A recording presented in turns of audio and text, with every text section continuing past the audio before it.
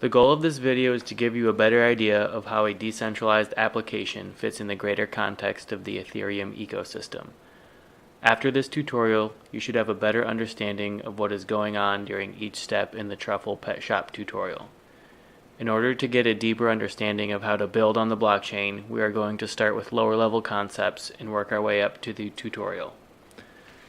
First, we will learn how to use geth, the Go Ethereum client, to connect to the main Ethereum blockchain, as well as TestRPC, a development blockchain. Then I will show you how to set up TestRPC with metamask. Metamask is a Chrome browser extension that enables Chrome to connect to an Ethereum blockchain. Then we will switch to the Truffle Pet Shop tutorial and start writing a smart contract in Solidity. I will cover some of the basics of Solidity, such as defining variables, writing functions, and logging events. After we explore some smart contract development tools, we will test it and deploy it onto the blockchain using Truffle as well as Remix. Lastly, we will build a simple interface to interact with our smart contract. It will be a simple web application that will allow anyone to interact with the blockchain without even realizing it.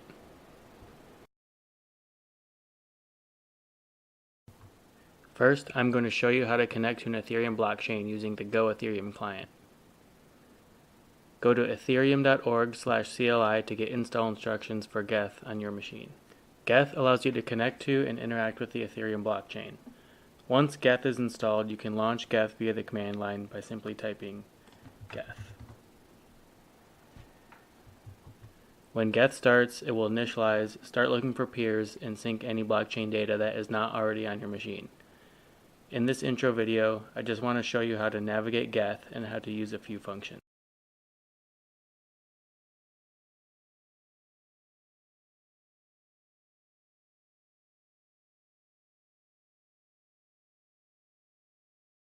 IPC endpoint. To get the IPC endpoint, I'm going to stop running geth, start it again, and I can find it right here.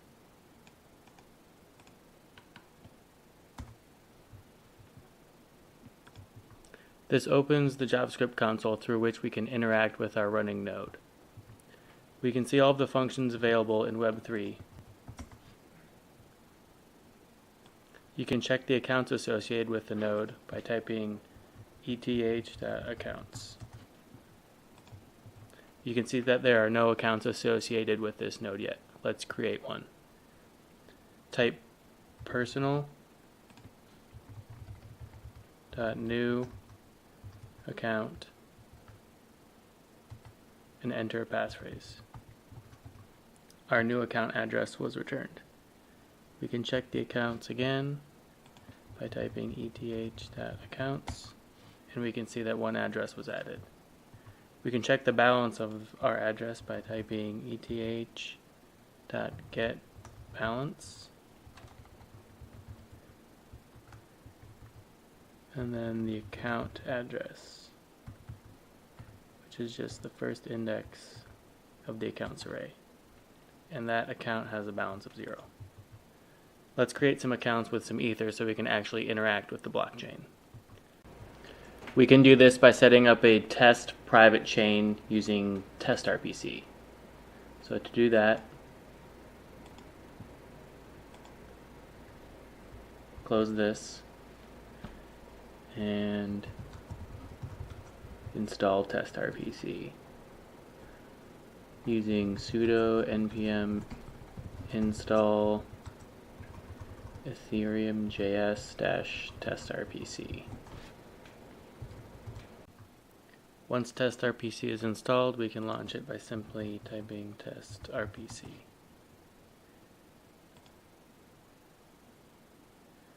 You can see that when TestRPC launches, it initializes a blockchain with 10 addresses and is listening on localhost port 8545. We can connect to TestRPC with geth attach, and then localhost 8545. So now our geth console is connected to TestRPC. So we can check the accounts,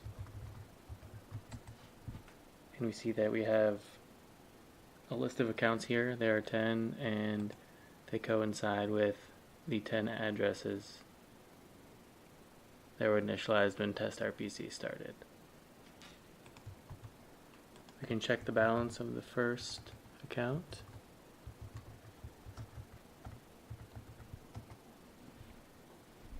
And we can see it's a very large number. That number is actually in we, not ether, and there are 10 to the 18 we in one ether. So this number actually corresponds to 100 ether. And each one of these address initializes with 100 ether as its balance. So let's send some ether between these addresses. To do this, we just type eth.send transaction, and the transaction object has a from field that will just make the first address, and then we are going to send it to the second address, and then we need to specify the amount. So there's a method in Web3 that will convert denominations of ether to we, and we just specify 10 ether. Oh, forgot an S on accounts. So this is a hash of the transaction that successfully went through on our test blockchain, and we can make sure that it was successful by checking the balance.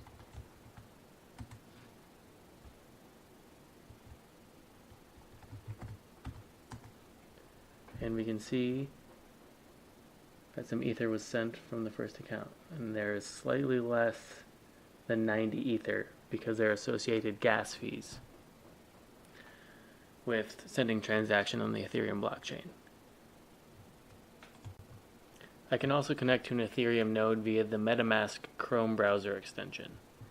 The extension injects the Web3 API into the browser and connects me to an Ethereum node managed by metamask. So to use it, I will go to metamask.io in Chrome.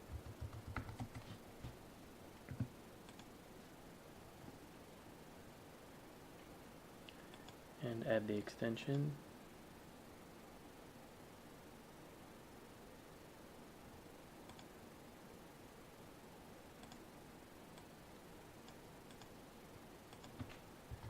Set a password.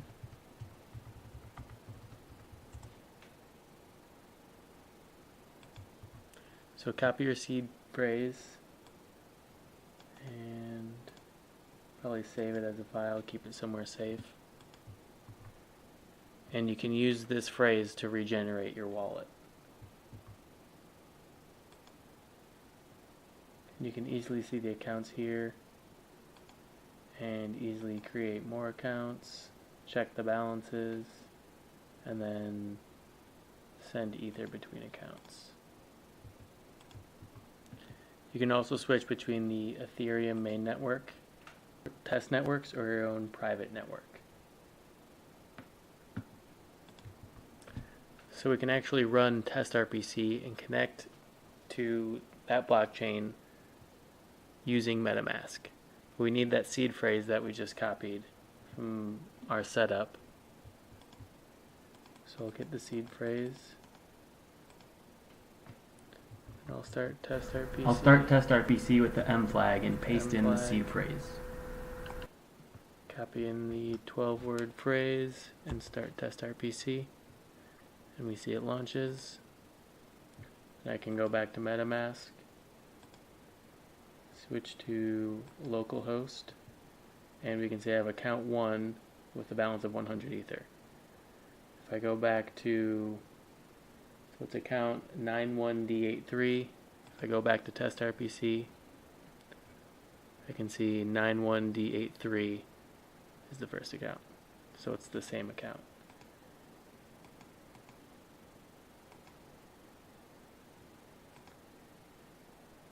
Second account also has 100.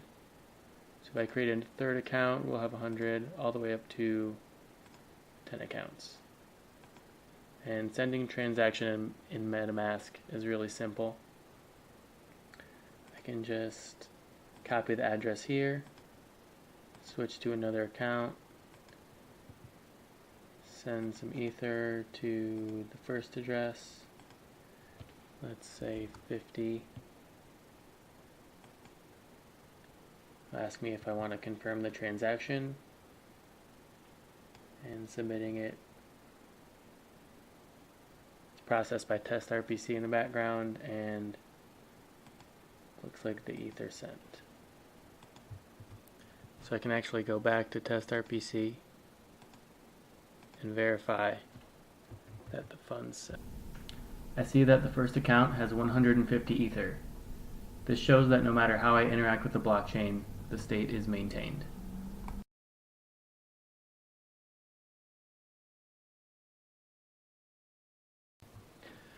Now I'm going to walk through the Truffle Pet Shop tutorial. You can find the tutorial on the Truffle website here. And it's a really simple application, but first we need to install Truffle. We can do that with npm install Truffle.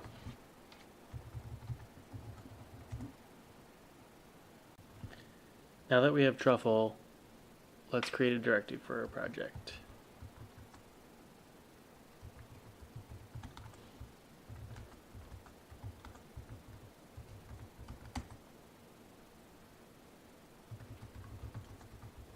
Then we'll unbox the tutorial, which will initialize the project. Now that it's initialized, let's open it in our text editor. This contracts directory is where we'll keep all of our contracts.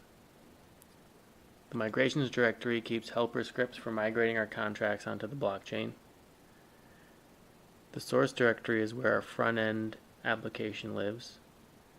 And then the test directory is where we will write tests and verify that our contracts are behaving as we expect them to.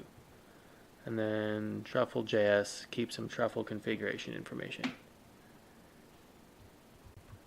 Instead of writing the contracts in our text editor, we are going to write them in Remix, a browser-based smart contract development environment.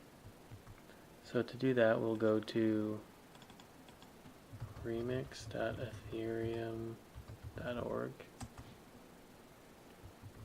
Remix starts by loading a default contract, and we can create a new contract.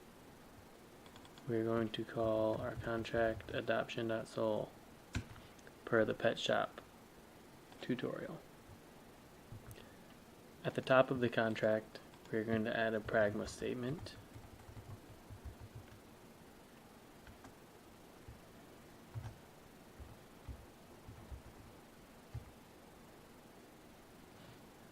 And this indicates which version of the compiler should be used.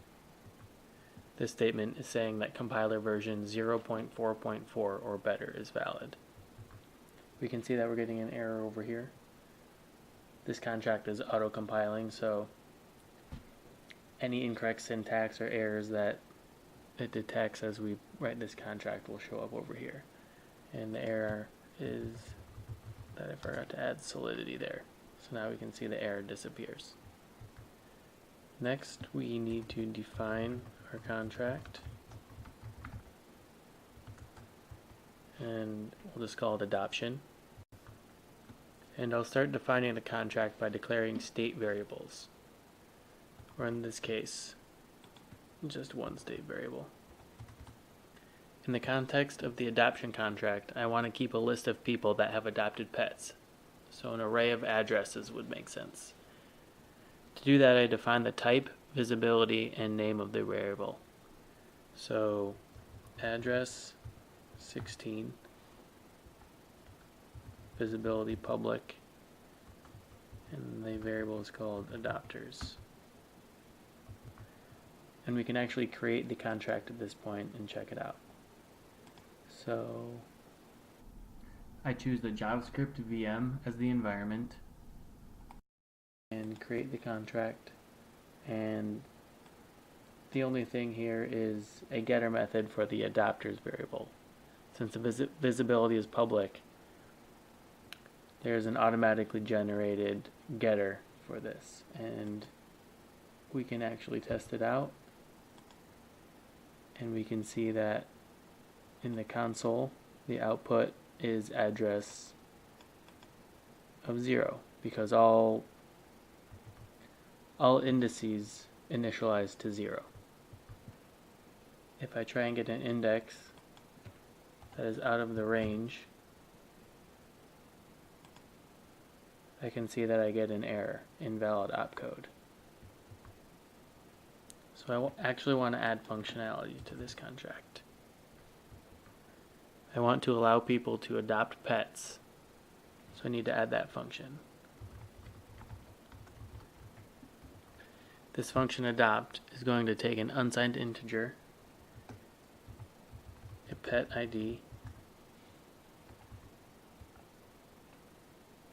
It is a public function, and it's going to return an unsigned integer.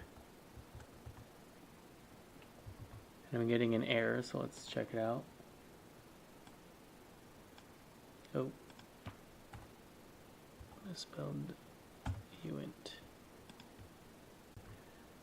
I want to make sure that the pet ID that is sent into this function is valid. So I can do that using a require statement. And I want pet ID to be greater than or equal to 0. And also less than or equal to 15. If the supplied pet ID is outside of the range, the require statement will fail and an error will be thrown and the function will not execute. I also want to make sure that the pet has not already been adopted. So I'm going to add another require statement. And this is going to get the pet ID index of the adopters array.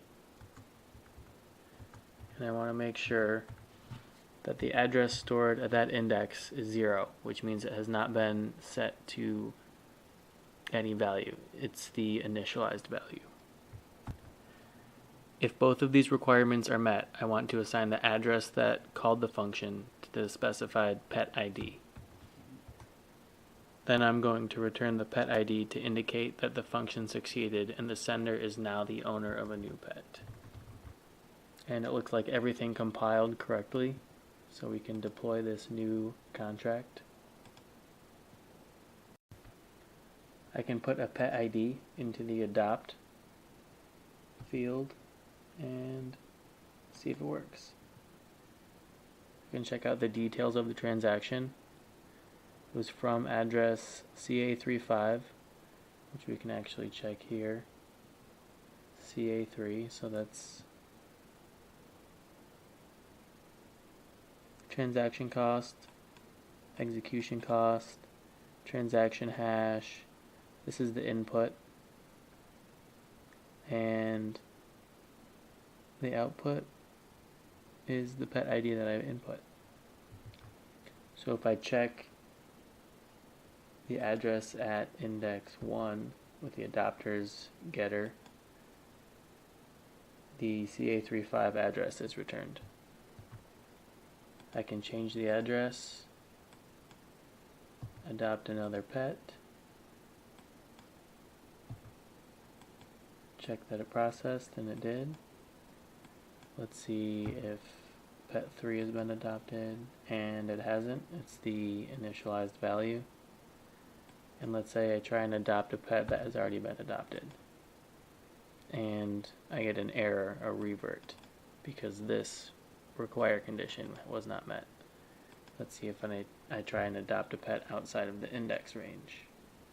Also revert, because this condition was not met.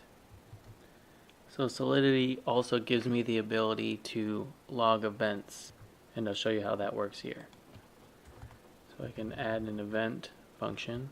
Let's call it log adoption, It's going to take an address, and I'll call it sender, and I'll also log the pet ID that's associated with an adoption event. So right before the function completes, I'm going to call log adoption, and I'm going to pass in the sender address and the pet ID of the adopted pet. So I'll create this contract and adopt a pet, and if I inspect this transaction, I can actually see the log event here. So the event is log adoption, and the first argument is the address of the adopter, and the second argument is the pet ID. As you can see, the getter function associated with the public adopters variable only returns the value of a single index. I'm going to create a getter function that returns the entire adopters array. So I'll call this function getAdopters. It's a public function, and it's going to return the adopters array. Oops. So that's type address of length 16. I'm just going to return adopters. And you can see that Remix is giving me a compiler error here, and I can just fix that by adding the constant tag, which just means that this function is a read-only function, meaning it's not going to mutate the state of the contract. It's just going to read a variable and return it. So let's check that out in interacting with our contract.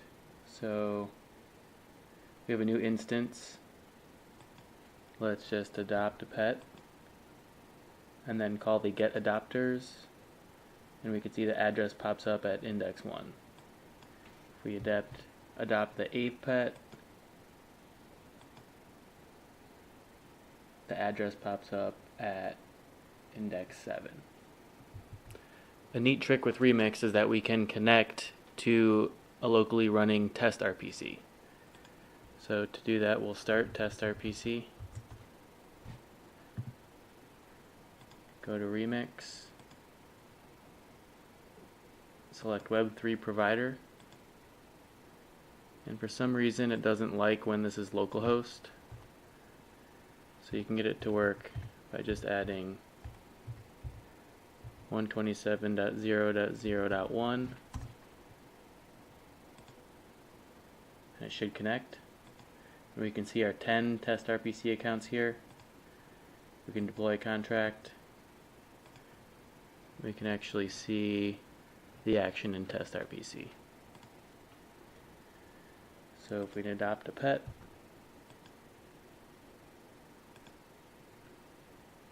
we can see the transaction information, and we can see the block number and the index down here in the console. So a cool thing with Remix is we can actually go to a debugger and check out how functions run. So we'll go block 2, index 0, check it out, and we can step through this transaction, and it's going to show how all the steps evaluate. So this is really useful for debugging when you're getting behavior that you would not expect to get. So that's just a cool feature that you can do with Remix and test RPC.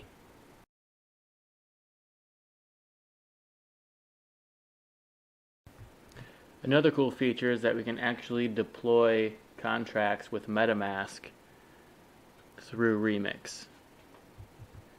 I'm going to do this with test RPC, but you can actually do this with any of the Ethereum networks, the mainnet or any of the test nets.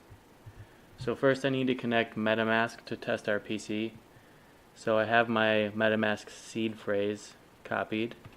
I'm going to start test RPC with that seed phrase.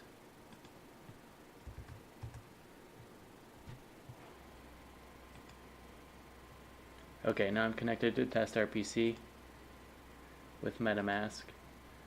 So I will go to injected web3. Let's try refreshing.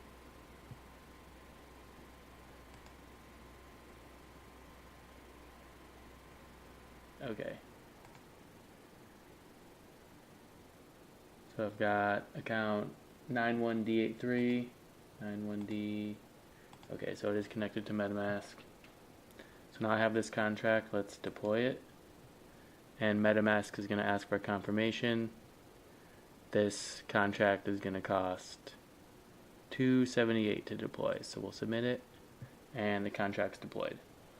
So now when I interact with this contract, adopting pets, I'm going to need to confirm every transaction through metamask. So I'm just doing this on test RPC, but if you connected to the mainnet and actually had Ether in your account, you could deploy contracts straight to the blockchain in this way. So let's see how we can do this using Truffle. I'm going to copy the contract here and then go into my project directory and create a new file in the contracts called adoption.sol. Paste in the contract. The tutorial suggests using the Truffle develop console, but since we've been using TestRPC, I'm going to continue with that route. And to configure Truffle to use TestRPC, we need to go to the truffle.js file. This is the configuration file, and add the network that we're going to be using. So I'll add in module exports networks. I'm going to call this network development, and the host is localhost port 8545. That's what TestRPC uses.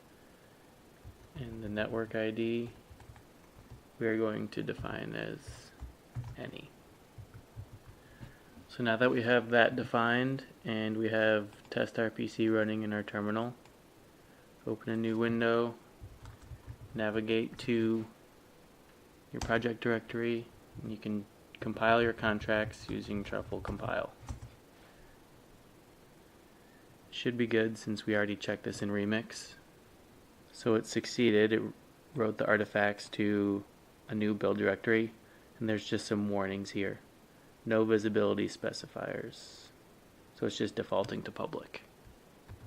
So Truffle output the artifact to a file in build contract. So let's check that out.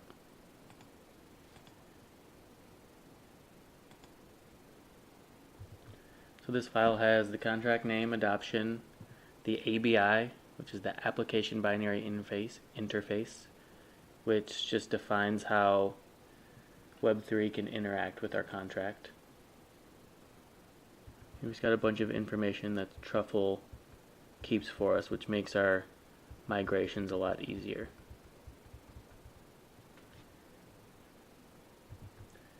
So now we need to create a migration script for the adoption contract. So we'll go to migrations, new file, and we're going to call it to_deploy contracts.js. The first line will be var adoption equals artifacts.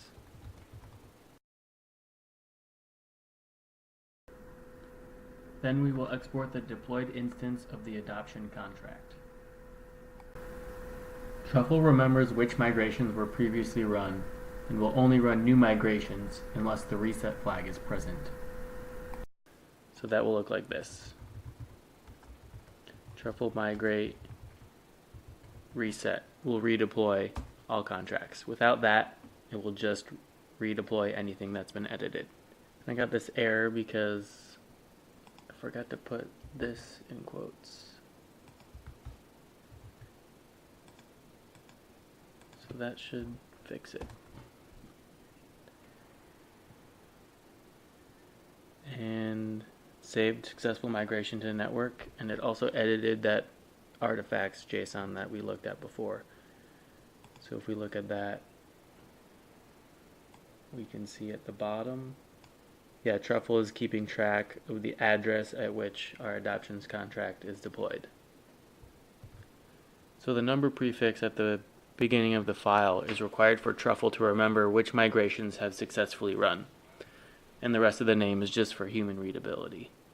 And another thing to note in the migrations, here you want to use the name of the contract definition and not the name of the source file, as source files can contain more than one contract.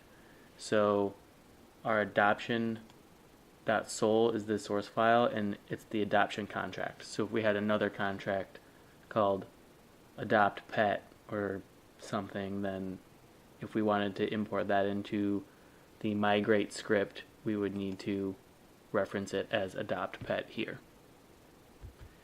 Now that we have our contract on test RPC, we can interact with it to make sure that it behaves how we expect. So we can write some tests.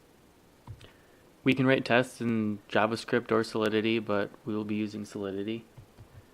And we're going to create a new file in the test directory called test adoption.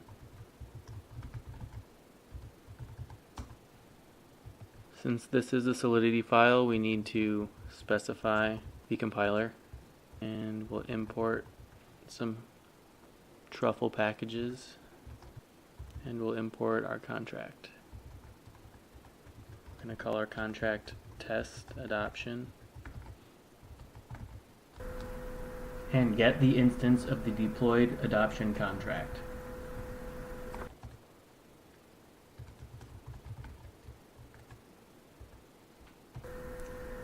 And write a function that tests whether the adopt function works as we expect.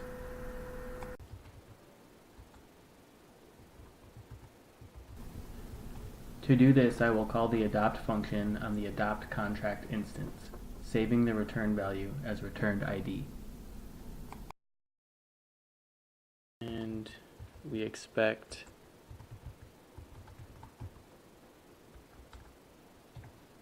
that number to be 8. We're going to assert that those numbers are equal. And that's our test. To actually make sure this, to actually run the test, we can just run truffle test. This will run through all the tests in the test directory. So if we had more, it would run through all of them.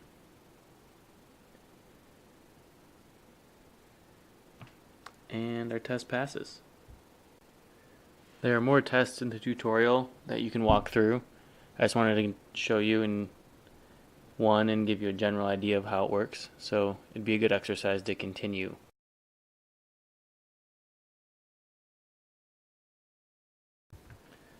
So we have our contract on the blockchain and it's behaving as expected.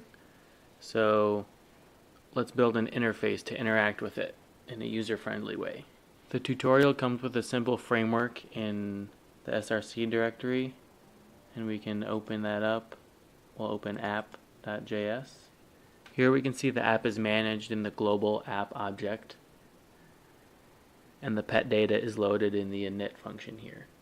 So our first step is going to be bringing in the Web3 API that we saw when we were using geth, and we'll use that to interact with the blockchain. So we'll do that down here in the init web3 function, adding our own code.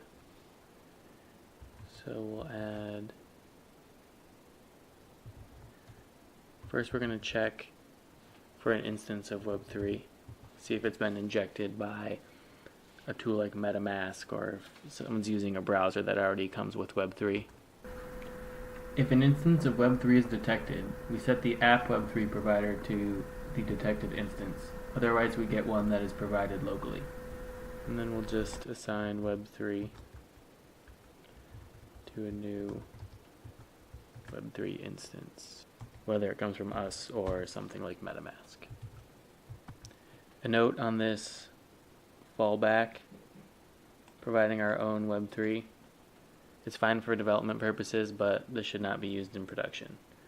So in production code, just use injected Web3. And once Web3 is initialized, we call app init contract. And in this function, we're going to get our adoption contract and pull it into our web application.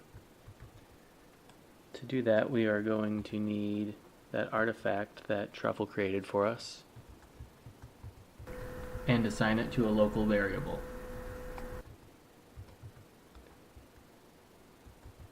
So this data is the adoption artifact. Truffle contract will take the adoption artifact and give us the currently deployed instance of the adoption contract. Once we have the instance, we need to set the Web3 provider that we got in the init Web3 function. We're going to return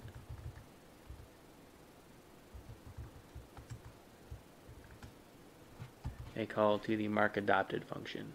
We're doing this because some of the pets might already be adopted when we load our app, so we want to make sure that we display that in our interface. So now we can set up the markAdopted function. To do this, first we need to get our instance of the adoption contract. So I'm getting the deployed address of the adoption contract, and it's an asynchronous call. So when I get the instance address back, I pass that into this anonymous function, and I'll just set the adoption instance to the instance that is returned. And I'm going to make another function call on the adoption instance. I'm just going to call the getAdopters, and that'll give me the array of the adopted pets. Using the call method on a contract function is just a read operation on the blockchain. We are not sending a transaction, so there is no cost. The function getAdopters will return the adopters array, and we're going to loop through each element, marking it adopted if the address is not equal to the initialized array value. So if the address is not zeros, we will mark that pet adopted. I just copied this section directly from the tutorial page. So the last bit we need to implement is enabling users to adopt pets. This will be managed by the handleAdopt function. To call functions on the blockchain, we first need an account from which to make the calls. So we will use Web3 to get the accounts.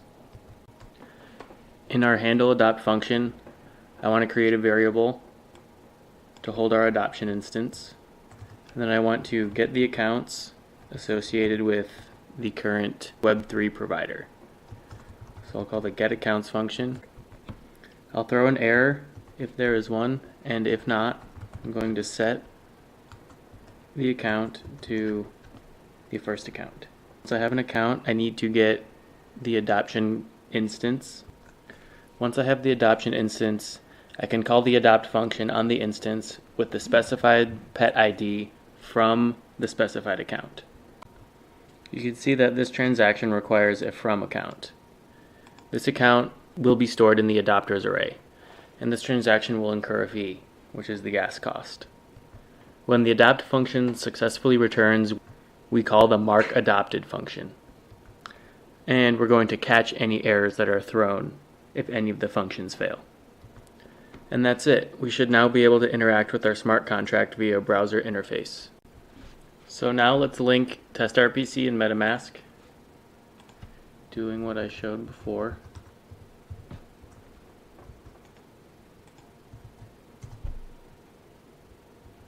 And the tutorial comes with light server.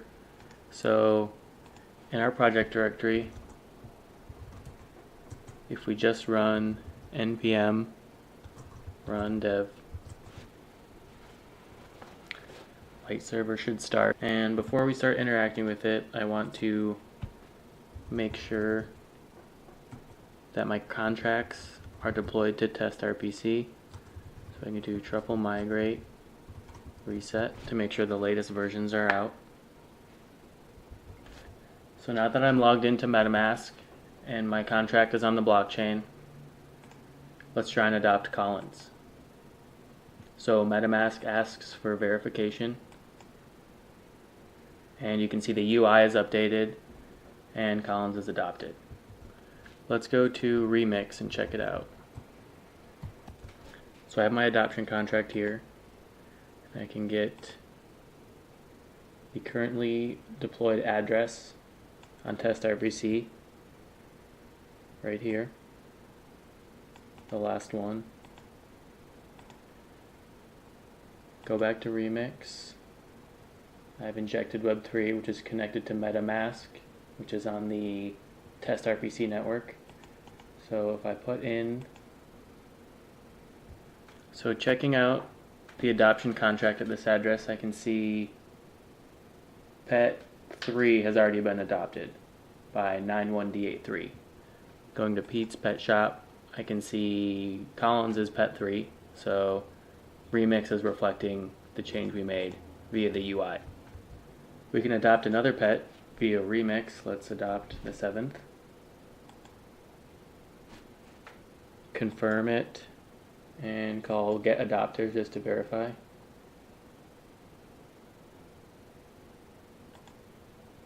And the 7th pet has been adopted. Now we can go back to Pete's Pet Shop, Coleman, and MetaMask isn't going to let us complete this transaction because this pet has already been adopted. It happened before we updated the UI, so if we reject this and refresh the page, we can see that Coleman has been adopted. The button is disabled. So this kind of shows how if multiple people are interacting with the app at the same time, how the behavior would be handled. I hope this video has helped you understand how the Ethereum blockchain works at a deeper level and introduced you to some new tools to help you develop applications. Just to recap what we covered, I showed you how to connect to the blockchain with geth and view accounts, balances, and send transaction via the geth JavaScript console. I showed you how to run a development blockchain using test.rpc. I showed you how to install metamask in Chrome, check account details, send transactions, and connect to different networks. I showed you Remix and how to use it to write smart contracts. I showed you how you can use Remix to interact with smart contracts and deploy contracts to a network with metamask. I showed you how migration scripts work in Truffle, as well as how to write tests for your contracts. I showed you the basic components of building a UI that connects to the blockchain. How to get Web3, how to get a contract instance, and how to call functions on a deployed contract.